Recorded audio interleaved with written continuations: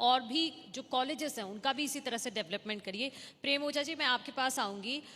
आज के दौर में शिक्षा के साथ साथ बच्चों को मानसिक रूप से भी डेवलप करना बहुत ज़रूरी हो गया है, क्योंकि कोरोना काल में हमने देखा है कि बच्चे बहुत ज़्यादा मानसिक रूप से परेशान रहे हैं। तो आपके स्कूल में इस लिहाज से किस तरह से बच्चों को तैयार किया जा रहा है? मनु जी, पहले तो इस प्रांगण से मैं आप सभी का आभार व्यक्त करता हूं कि इस मंच के माध्यम से हमें अपनी बात रखने का मौका मिला। शिक्षा पिछले 2 वर्षों में यदि सबसे ज़्यादा प्रभावित रहे तो मेरे छोटे बच्चे रहे।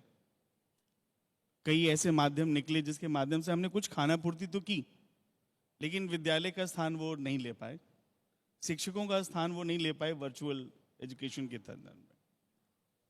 तो जब बच्चे, हम लोगों ने कोशिश की कि किस तरीके से कॉन्सेप्चुअल लर्निंग के साथ साथ इमोशनल लर्निंग या इमोशनल बैलेंस भी बच्चे इमोशनली बैलेंस रह सकें, सोशली बैलेंस रह सकें।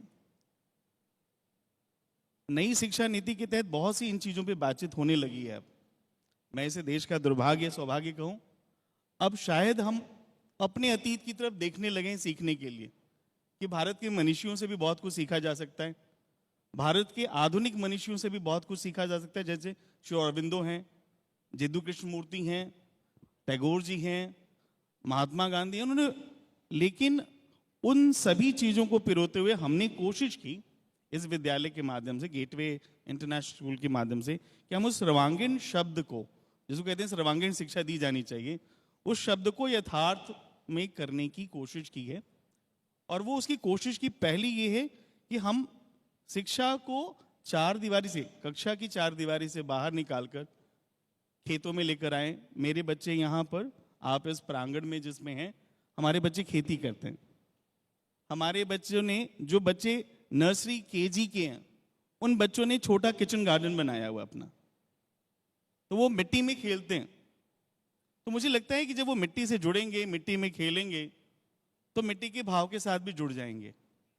तो शिक्षा, संस्कार और कौशल जिस दिन देना चालू कर देगी, मुझे लगता है वो सर्वांगीण शब्द यथार्थ में हो जाएगा। और वही कोशिश गेटवे की है। गेटवे एक्सपीरियंशियल लर्निंग एजुकेशन के माध्यम से, प्रोजेक्ट बेस्ड लर्निंग के माध्यम से इन चीज़ों को करने की कोशिश कर रहा है यहाँ पे, और वो नर्सरी से लेके ग्रेड 12 तक के बच्चों के साथ हो रहा है। जी, आपके स्कूल में गौशाला भी है, अगर मैं सही हूँ तो। उसके पीछे क्या मकसद है? स्कूल में गौशाला थोड़ा अजीब लग रहा है सुनने में। नहीं, मतलब यदि आप प्राचीन स्कूलों की अवधारणा को देखें तो गौशाला उसका केंद्र बिंदु होता था। धीरे धीरे वो चीजें अलग हो गई। प्रकृति स्वतः शिक्षा देती है, यदि आप देखें प्रकृति, और वो गौशाला भी प्रकृति का एक अंग है। जब बच्चे गौशाला में जाते हैं और गायों को चारा देते हैं, और गाय के जो छोटे छोटे बछड़े हैं उनके साथ समय व्यतीत करते हैं, और आप उनके भाव को देखें, तो मुझे लगता है किसी इमोशनल इंटेलिजेंस की करिकुलम की नीड नहीं होगी, बच्चे स्वतः सीख जाएंगे।